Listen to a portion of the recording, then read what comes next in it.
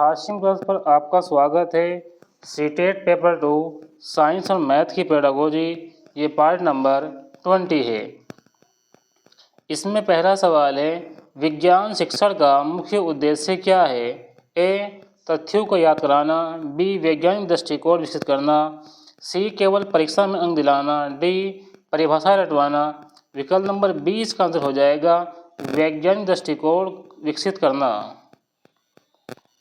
सवाल नंबर 2, यदि विद्यार्थी स्वयं प्रयोग करके निष्कर्ष निकालता है तो ये किस उपागम का उदाहरण है? ए. व्याख्यान विधि। बी. खोज आधारित विधि। सी. रटने की विधि। डी. प्रदर्शन विधि। विकल्प नंबर 20 का आंसर हो जाएगा खोज आधारित अधिगम। सवाल नंबर 3, कंस्ट्रक्टिविस्ट कक्षा में शिक्षक की प्रमुख भूमिका क्या होती है? देखिए यहाँ बात की जा रही है शिक्षक की भूमिका की। एक ज्ञान का एकमात्र स्रोत। बी. अनुशासन अधिकारी। सी. सीखने का सुगमकर्ता। डी. परीक्षक। तो विकल्प नंबर सी जो है इसका आंसर हो जाएगा सीखने का सुगमकर्ता। सवाल नंबर 4, विज्ञान में अवधारणात्मक परिवर्तन कंसेप्चुअल चेंज सबसे अधिक कब होता है? ए. केवल पुस्तक पढ़ने से। बी. पूर्व धारणाओं को चुनौती देने वाले अनुभव मिलने पर। सी. गृह कार्य करने से। डी. उत्तर याद करने से। विकल्प नंबर 20 का आंसर हो जाएगा पूर्व धारणाओं को चुनौती देने वाले अनुभव मिलने पर। सवाल नंबर 5, निम्न में से कौन वैज्ञानिक प्रक्रिया कौशल साइंस प्रोसेस स्किल नहीं है? देखिए यहाँ पे बात की जा रही है नहीं है। ए. अवलोकन। बी. वर्गीकरण। सी. अनुमान लगाना। डी. रटना। तो विकल्प नंबर डी इसका आंसर हो जाएगा रटना। सवाल नंबर 6, एनसीईआरटी आधारित विज्ञान शिक्षण में सबसे अधिक बल किस पर दिया जाता है? ए. गतिविधि आधारित अधिगम। बी. रटने पर। सी. नोट्स लिखवाने पर। डी. केवल प्रयोगशाला पर। विकल्प नंबर ए इसका आंसर हो जाएगा गतिविधि आधारित अधिगम। सवाल नंबर 7, विद्यार्थियों की भ्रांतियाँ मिसकंसेप्शन को दूर करने का सर्वोत्तम उपाय क्या है? ए. बार बार उत्तर लिखवाना। बी. अनुभव एवं प्रयोग आधारित शिक्षण। सी. दंड देना। डी. केवल व्याख्यान देना। तो यहाँ विकल्प नंबर बी इसका आंसर हो जाएगा अनुभव एवं प्रयोग आधारित शिक्षण। सवाल नंबर 8, विज्ञान की कक्षा में प्रश्न पूछने का मुख्य उद्देश्य है? ए. समय व्यतीत करना। बी. जिज्ञासा और चिंतन विकसित करना। सी. अनुशासन बनाए रखना। डी. अंक देना। विकल्प नंबर बी इसका आंसर हो जाएगा जिज्ञासा और चिंतन विकसित करना। सवाल नंबर 9, विज्ञान शिक्षण में फॉर्मेटिव असेसमेंट का उद्देश्य है? देखिए यहाँ बात चल रही है फॉर्मेटिव असेसमेंट की, तो ये जो है सीखने में सुधार करता है। ए हो जाएगा अंतिम परिणाम देना। बी हो जाएगा सीखने में सुधार करना। सी हो जाएगा प्रमाण पत्र देना। डी हो जाएगा रैंक तय करना। विकल्प नंबर 20 का आंसर हो जाएगा सीखने में सुधार करना। सवाल नंबर 10, यदि शिक्षक बच्चों को स्थानीय पर्यावरण का अध्ययन कराता है तो वे किस सिद्धांत का पालन कर रहा है? ए. ज्ञात से अज्ञात। बी. सरल से कठिन। सी. स्थानीय से वैश्विक। डी. उपरोक्त सभी। तो यहाँ विकल्प नंबर डी सही हो जाएगा उपरोक्त सभी। सवाल नंबर 11, वैज्ञानिक दृष्टिकोण का सबसे महत्वपूर्ण गुण है? ए. अंधविश्वास। बी. तर्क एवं प्रमाण। सी. कल्पना मात्र। डी. परंपरा। देखिए यहाँ जो लिखा हुआ ना अंधविश्वास, इसको काट देंगे, इसकी जगह पे आप कर लेंगे नहीं। तो यहाँ पे विकल्प नंबर जो है बी सही हो जाएगा तर्क एवं प्रमाण। सवाल नंबर 12, 5E लर्निंग मॉडल का पहला चरण है एक्सप्लोर, एक्सप्लेन, इंगेज, एवलेट। तो इसका विकल्प नंबर जो है सी आंसर हो जाएगा इंगेज। सवाल नंबर 13, विद्यार्थियों के बीच सहयोगात्मक अधिगम विकसित करने के लिए सबसे उपयुक्त तरीका है? ए सामूहिक गतिविधि, बी व्यक्तिगत परीक्षा, सी व्याख्यान, डी नोट्स। देखिए यहाँ पे सहयोग की बात चल रही है, तो विकल्प नंबर ए इसका आंसर हो जाएगा समूह गतिविधि। सवाल नंबर 14, विज्ञान त्रुटि विश्लेषण का उद्देश्य है? ए दंड देना, बी सीखने की कठिनाइयों की पहचान करना, सी अंक घटाना, डी समय बचाना। विकल्प नंबर 20 का आंसर हो जाएगा सीखने की कठिनाइयों की पहचान करना। सवाल नंबर 15, विज्ञान शिक्षण में सबसे प्रभावी प्रश्न कौन सा है? ए हाँ नहीं वाला, बी खुला प्रश्न, सी रटने वाला प्रश्न, डी परिभाषा आधारित प्रश्न। तो विकल्प नंबर 20 का आंसर हो जाएगा खुला ओपन एंडेड प्रश्न। सवाल नंबर 16, इंक्वायरी आधारित शिक्षण में सबसे महत्वपूर्ण तत्व है? ए उत्तर बताना, बी प्रश्न पूछना और खोज करना, सी नोट्स बनाना, डी गृहकार्य। विकल्प नंबर 20 का आंसर हो जाएगा प्रश्न पूछना और खोज करना। सवाल नंबर 17, निम्न में से कौन सा उच्च स्तरीय संज्ञानात्मक कौशल है? ए स्मरण, बी समझ, सी विश्लेषण, डी पहचान। तो विकल्प नंबर सी इसका आंसर हो जाएगा विश्लेषण। सवाल नंबर 18, विज्ञान प्रयोगशाला का सर्वोत्तम उपयोग है? ए केवल प्रदर्शन, बी विद्यार्थियों द्वारा स्वयं प्रयोग करना, सी रिकॉर्ड लिखना, डी उपकरण देखना। विकल्प नंबर बी आंसर हो जाएगा विद्यार्थियों द्वारा स्वयं प्रयोग करना। सवाल नंबर 19, विज्ञान शिक्षा का मूल आधार है? ए अवलोकन एवं प्रयोग, बी रटना, सी लेखन, डी परीक्षा। विकल्प नंबर ए इसका आंसर हो जाएगा अवलोकन एवं प्रयोग।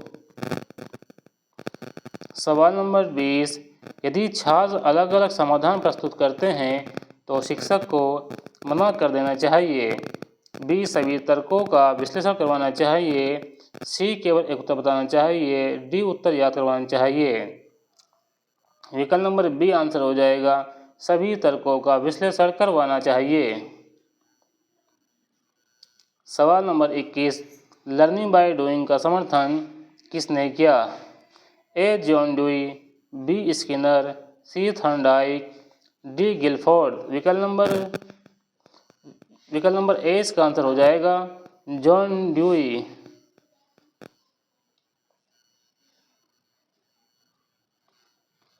सवाल नंबर 22, विज्ञान में हाइपोथेसिस का अर्थ है? ए अंतिम निष्कर्ष, बी परीक्षा योग्य अनुमान, सी सिद्ध नियम, डी तथ्य। तो विकल्प नंबर 20 का आंसर हो जाएगा परीक्षणीय योग्य अनुमान। सवाल नंबर 23, विद्यार्थियों की जिज्ञासा बढ़ाने के लिए शिक्षक को ए प्रश्न पूछने के अवसर देने चाहिए, बी केवल उत्तर सही बताने चाहिए, सी दंड देना चाहिए, डी गृहकार्य बढ़ाने चाहिए। विकल्प नंबर बी इसका आंसर हो जाएगा प्रश्न पूछने के अवसर देने चाहिए।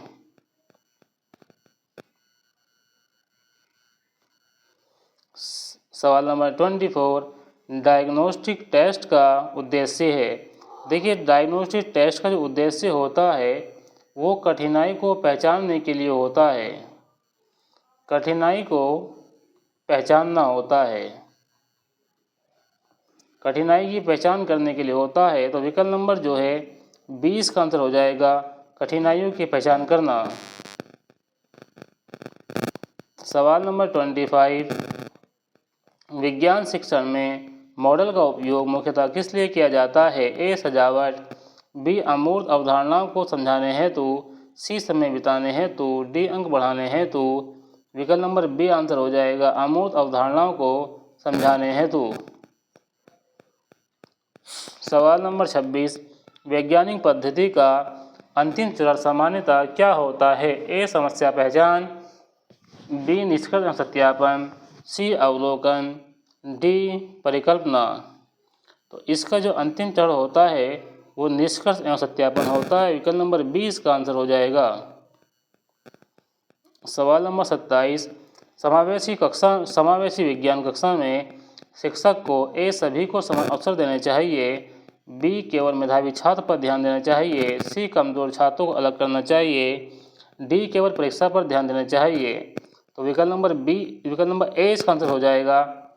विकल्प नंबर ए सभी को समान अवसर देना चाहिए, यही सही हो जाएगा।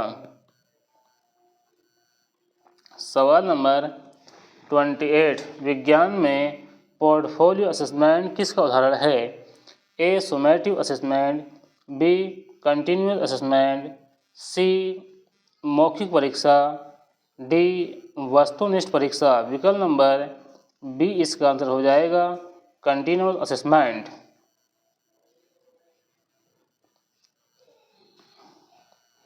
सवाल number 29, competency based science education का मुख्य उद्देश्य है? ए केवल तथ्य याद कराना, बी ज्ञान का वास्तविक जीवन में उपयोग करना, सी परीक्षा पास कराना, डी नोट्स लिखवाना।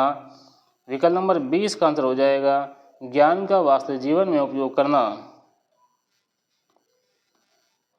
सवाल नंबर 30, एक प्रभावी विज्ञान शिक्षक की सबसे महत्वपूर्ण विशेषता है?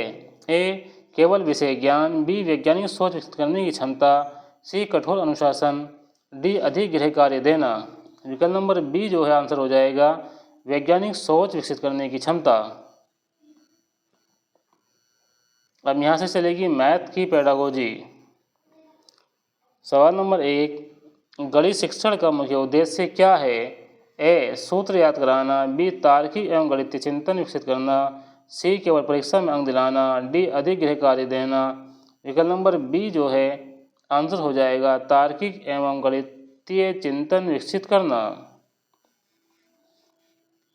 सवाल नंबर 2, एनसीईआरटी के अनुसार गणित सीखने का सर्वोत्तम तरीका है? ए रटना, बी गतिविधि एवं समस्या समाधान आधारित अधिगम, सी केवल व्याख्यान, डी नोट्स लिखना। विकल्प नंबर बी इसका आंसर हो जाएगा, गतिविधि एवं समस्या समाधान आधारित अधिगम। सवाल नंबर 3, यदि विद्यार्थी की समस्या के अनेक समाधान प्रस्तुत करता है तो शिक्षक को ए केवल एक सही उत्तर स्वीकार करना चाहिए, बी सभी रणनीतियों पर चर्चा करानी चाहिए, सी उत्तर हटवाना चाहिए, डी गलत घोषित कर देना चाहिए। तो विकल्प नंबर बी इसका आंसर हो जाएगा, सभी रणनीतियों पर चर्चा करानी चाहिए। सवाल नंबर 4, कंस्ट्रक्टिविज्म गणित कक्षा में शिक्षक की भूमिका होती है? देखिए शिक्षक जो होता है वो सुगम करता है। ए ज्ञान का एकमात्र स्रोत, बी सुगम करता, सी परीक्षक, डी अनुशासन अधिकारी। विकल्प नंबर बी जो है इसका आंसर हो जाएगा, सुगम करता। सवाल नंबर 5, गणितीय विचार मैथमेटिकल कम्युनिकेशन का अर्थ है? ए केवल उत्तर लिखना, बी गणितीय विचारों को स्पष्ट रूप से व्यक्त करना, सी केवल सूत्र याद करना, डी गणना करना। विकल्प नंबर बी इसका आंसर हो जाएगा, गणितीय विचारों को स्पष्ट रूप से व्यक्त करना। सवाल नंबर 6, निम्न में से कौन उच्च स्तरीय गणितीय कौशल है? ए स्मरण, बी विश्लेषण एवं तर्क, सी नकल, डी रटना। विकल्प नंबर बी इसका आंसर हो जाएगा, विश्लेषण एवं तर्क। सवाल नंबर 7, यदि बच्चा बार बार एक ही त्रुटि करता है तो शिक्षक को ए दंड देना चाहिए, बी डायग्नोस्टिक असेसमेंट करना चाहिए, सी अंक काटने चाहिए, डी अनदेखा करना चाहिए। तो विकल्प नंबर बी उसका आंसर हो जाएगा, डायग्नोस्टिक असेसमेंट करना चाहिए। सवाल नंबर 15, फॉर्मेटिव असेसमेंट का उद्देश्य है? देखिए फॉर्मेटिव असेसमेंट जो होता है वो सीखने सुधार करने के लिए होता है। ए अंतिम परिणाम देना, बी सीखने में सुधार करना, सी प्रमाण पत्र देना, डी रैंक बनाना। तो विकल्प नंबर बी इसका आंसर हो जाएगा, सीखने में सुधार करना। सवाल नंबर 9, गणित में मैनिपुलेटिव टीएलएम का हो जाएगा टीचिंग लर्निंग मटेरियल का उपयोग क्यों किया जाता है? ए सजावट के लिए, बी अमूर्त अवधारणा को मूर्त रूप में समझाने हेतु, सी समय बिताने हेतु, डी अनुशासन बनाए रखने हेतु। विकल्प नंबर बी आंसर सही हो जाएगा, अमूर्त अवधारणाओं को मूर्त रूप से समझाने हेतु। सवाल नंबर 16, गणितीय भेद कम करने का सर्वोत्तम उपाय है। ए अधिक गृहकार्य, बी सहयोगात्मक एवं आनंददायक अधिगम, सी दंड, डी कठिन परीक्षा। तो विकल्प नंबर बी इसका आंसर हो जाएगा सहयोगात्मक एवं आनंददायक अधिगम। सवाल नंबर 11, गणित में खुला प्रश्न किसे बढ़ावा देता है। ए रटना, बी सृजनात्मक चिंतन, सी नकल, डी केवल गणना। तो विकल्प नंबर बी इसका आंसर हो जाएगा सृजनात्मक चिंतन। सवाल नंबर 12, बच्चों की त्रुटियों को शिक्षक को किस रूप में देखना चाहिए। ए असफलता, बी सीखने का अवसर, सी अनुशासनहीनता, डी लापरवाही। तो विकल्प नंबर बी इसका आंसर सही हो जाएगा सीखने का अवसर। सवाल number 13, competency based mathematic education का मुख्य उद्देश्य है। ए सूत्र याद कराना, बी वास्तविक जीवन में गणित का प्रयोग करना, सी केवल परीक्षा पास करना, डी अधिक अभ्यास करना। विकल्प नंबर बी इसका आंसर सही हो जाएगा वास्तविक जीवन में गणित का प्रयोग करना। सवाल नंबर 14, गणितीय समस्या समाधान में पहला चरण क्या है।